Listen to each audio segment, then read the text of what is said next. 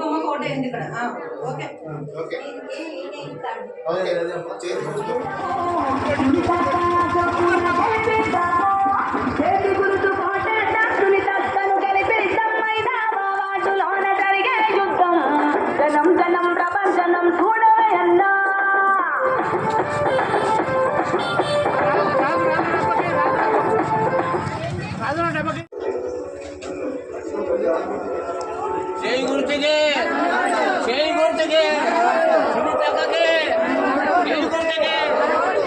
నమస్కారాలు. మన హుజరాబాద్ ఇన్ఛార్జ్ ఉడతల ప్రణవ్ బాబు గారి ఆధ్వర్యంలో ఆయన ఆశీస్సులతో మనము ఈసారి కాంగ్రెస్ పార్టీ బలపరిచిన అభ్యర్థిగా యార్ల సునీత అశోక్ గారి నాయకత్వంలో మేము ముందుకు వచ్చాము. మా వార్డు ప్రజలందరికీ సేవ చేయడం కోసము, ఈ వార్డు అభివృద్ధి కోసము మా మాజీ కౌన్సిలర్ పిట్ల శ్వేత రమేష్ గారి ఆధ్వర్యంలో మా నాయకత్వం అందరితో కలిసి, మా పెద్ద మనుషులతో, మా అక్క జిల్లాల అన్నమ్మతో అందరితో కలిసి మేము ఈరోజు వార్డు సందర్శన చేస్తున్నాము. మా వార్డును, ఈ పట్టణంలోనే 5వ వార్డును ఒక అద్భుతమైన పట్టణంగా, ఒక అద్భుతమైన వార్డుగా తీర్చిదిద్దాలని ఒక దృఢ సంకల్పంతో ఈ వార్డు ప్రజలు ముందుకు వచ్చాము. వార్డు ప్రజలందరూ మనం ఆశీర్వదించాలి. ఇప్పటి వరకు మనం చూసినట్లయితే కాంగ్రెస్ పార్టీ ఆధ్వర్యంలోనే మనకు అనేక సంక్షేమ కార్యక్రమాలు జరిగినవి.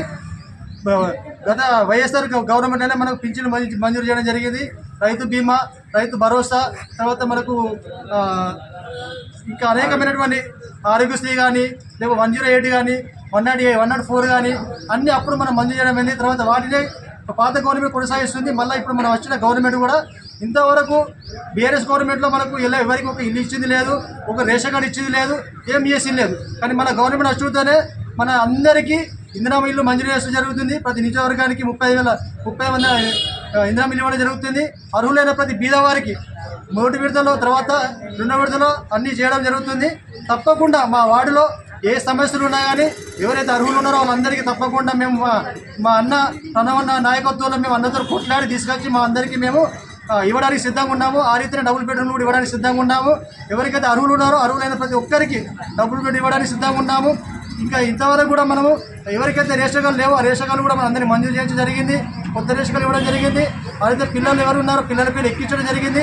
వారందరూ కూడా ఇప్పటి వరకు 10 సంవత్సరాల్లో వారి పిల్లలకు బియ్యం కోల్పోయారు. ఇప్పటి వరకు 10 ఏళ్ళలో ఎవరికి బియ్యం రాలేదు.